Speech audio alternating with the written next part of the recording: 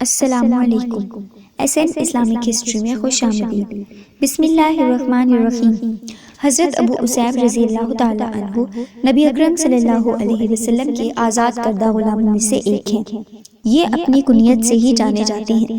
یہ بہت عابد و زاہد تھے۔ ان کی صاحبزادی میمونہ بنت اسیب کا بیان ہے کہ میرے والد محترم ہر مہینے میں 3 روزے لگاتار رکھتے تھے، بطور خاص ایام 20 روزے رکھتے تھے اور چاشت کی نماز پابندی سے کھڑے ہو کر پڑھا کرتے تھے۔ جب کمزور ہو گئے اور کھڑے ہونے کی طاقت نہیں رہی تو بیٹھ کر چاشت کی نماز پڑھتے تھے۔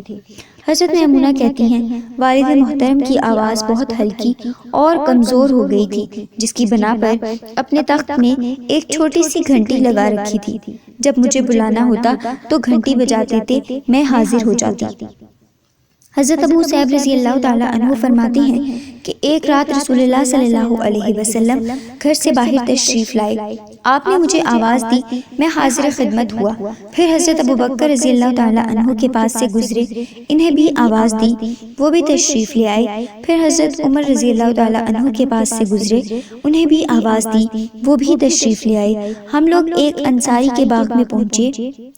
آپ صلی اللہ علیہ وسلم نے باغ کے مالک انصاری شخص سے کہا، نیم پختہ کھجور کھلاؤ، تو وہ ایک خوشہ لے کر آ گئے۔ سارے لوگوں نے کھایا۔ پھر آپ صلی اللہ علیہ وسلم نے پانی طلب فرمایا اور پانی پیا۔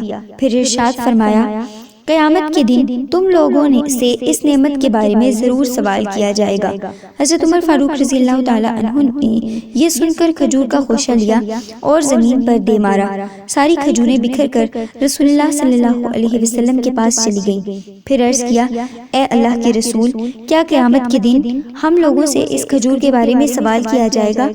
آپ صلی اللہ علیہ وسلم نے فرمایا، ہاں، البتہ 3 معمولی چیز کے بارے میں سوال نہیں ہوگا۔ نمبر 1، وہ کھانا جو بھوک مٹانے کے لیے کھایا جا رہا ہو۔ نمبر 2، وہ کپڑا جو ستر عورت کے بقدر ہو۔ نمبر 3، وہ گھر جس سے سردی اور گرمی میں اپنا بچاؤ کیا جا رہا ہو۔